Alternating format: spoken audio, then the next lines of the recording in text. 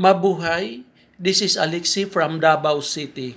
Tonight, I'm gonna tackle about those employees and beginners, maybe merchandisers and promo merchandisers or employees who are receiving minimum wage earner here in Davao City or in Region 11 rather.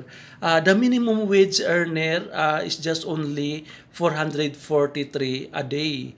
But beginners and young people, please do not feel shame about your salary, your minimum wage earner, 443. Be proud of your income, be proud of your salary. Always remember, aside from your salary, from your per day, your rate, you have also your benefits like SSS, PhilHealth, and Pag-ibig Insurance. And you have also 5 days leave pay.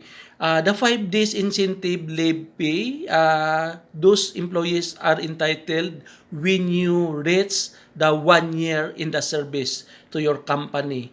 And remember, don't forget you have also your 13-month pay. Those amount that you will receive from the company.